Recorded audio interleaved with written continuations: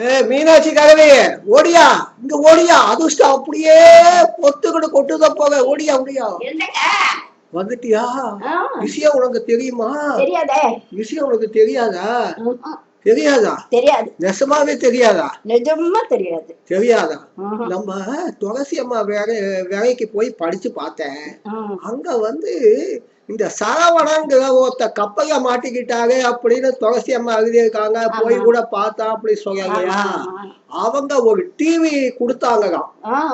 அத துளசி அம்மா வாங்கிட்டாங்களாம்.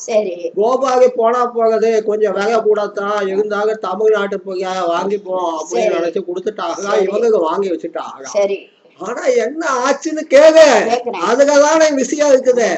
இப்ப வந்து அங்க நியூசிலாந்து நாட்டுல வந்து டிஜிட்டல் டிவி தான் ஒர்க் பண்ணுமா, இந்த டிவி ஒர்க் பண்ணாங்க. அப்ப என்ன செய்ய போறாங்க, சும்மா வச்சுக்கிட்டு போறாங்களா அப்படின்னு புரியல. நமக்கோ டிவி ஒண்ணு வேண்டி இருக்குது வீட்டுக்கு. வீட்டு இருக்கியா கேட்டீங்க.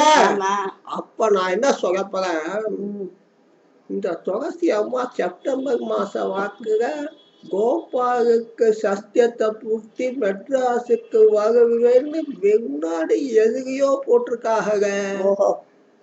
அப்ப வந்தாங்கன்னா அந்த டிவி எடுத்துட்டு வாங்க, இந்த கிழவிக்கும் கிழவனும் நாங்க தான் என்னதான் செய்வோம், நாங்க என்னதாங்க செய்வாங்க, நாங்க நிறைய பாத்துக்கினே இருக்கு அம்மா அப்படின்னு நான் சொல்ல போறேன்.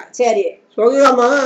நமக்கு ஒரு புது டிவி, இது இந்த டிவி மாதிரி கிடையாது, பெரிய டிவி நல்லா இருக்கும்.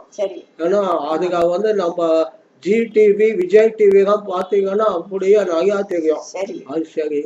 ஆனா ஒரு யோசனை ஆயிக்குது. என்ன யோசனை? அவங்களுக்கு டிவிக்கு எத்தனை பணம் தரது அப்படின்னு தெரியலையா.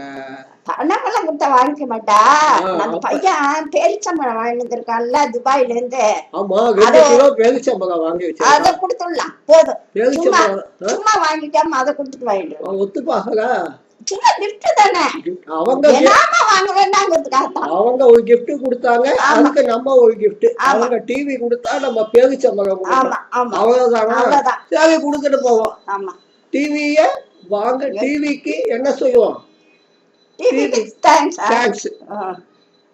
டிவி எப்ப கொண்டு வர போறீங்க? கொண்டாங்க, சீக்கிரம் கொண்டாங்க.